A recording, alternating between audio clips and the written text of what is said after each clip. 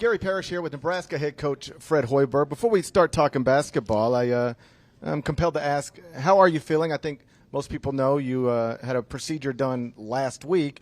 You look great, but I don't know how you feel. How you feeling? Yeah, I feel really good, Gary. Thanks for asking. I went in for a pacemaker exchange. My first open heart surgery in 2005, I developed a 100% heart block, and they had to implant a pacemaker at that time.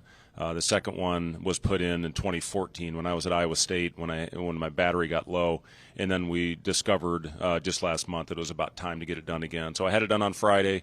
Still have a little pain over the site. I have to be a little careful. I'm on the sidelines now instead of running around on the court. But overall, I feel great. That's good to hear.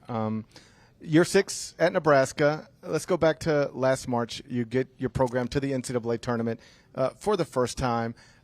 How big of an accomplishment was that for you personally? Because historically, I'm not talking about now, but historically, if you were to say power conference jobs that are tough to get to the NCAA tournament, Nebraska would have been on that list. Yeah, I'm really proud of that group. It was one of the most enjoyable teams that I've ever coached at any level. And, the thing that I was most impressed with was their overall daily approach. And they came to practice. There was no agendas with that team. They worked. They fought through adversity for the most part very well. And that's what gave us a chance. I don't think we were the most talented, most athletic team, but those guys played together as well as any team that I've had.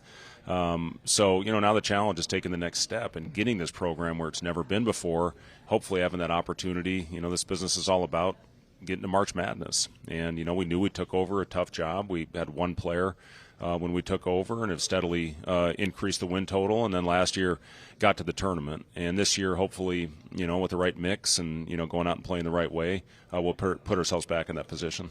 I don't know if you'll remember this, but after you got the Iowa State job, we were at Peach Jam, and you were, I guess, with TJ Otzelberger, and we met at a restaurant. I don't think I'd met you before. And we sat down and we were talking, and we were just sort of picking your brain about program building. And if I remember correctly, you were kind of picking my brain a little bit too.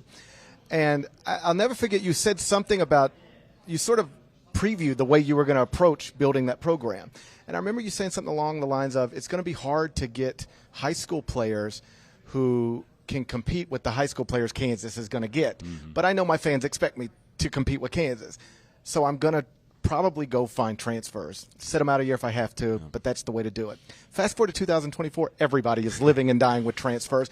What did you recognize early on in your college coaching career that made you understand this is the way we have to do it? Well, you hit it on the head. I mean, I wasn't getting the talent out of high school at that time to compete against Kansas and Texas and Oklahoma and Oklahoma State. So we did that first year, and really started with Royce White, transferred from Minnesota, and then we got Chris Babb and Chris Allen and Anthony Booker, and and that's back in the old days, Gary, where you had to sit out for a year before you got eligible again. But I saw every day what those guys did. They built chemistry together.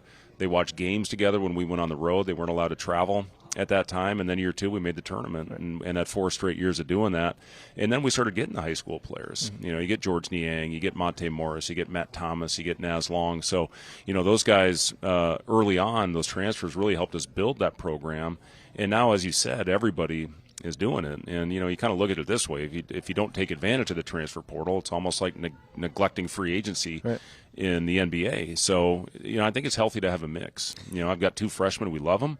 But then we've got some older guys that can really help those guys along. I was talking to Muss earlier, and he said that he thinks his experience in professional basketball has helped him better navigate what college basketball has become, because he worked in minor league basketball. And he said, you win 3 games in a row with somebody scoring 25 points, and now they're gone, and you just got somebody else to deal with. That's kind of where college basketball is. Do you think from your time in the NBA that things you experienced there have helped you in college?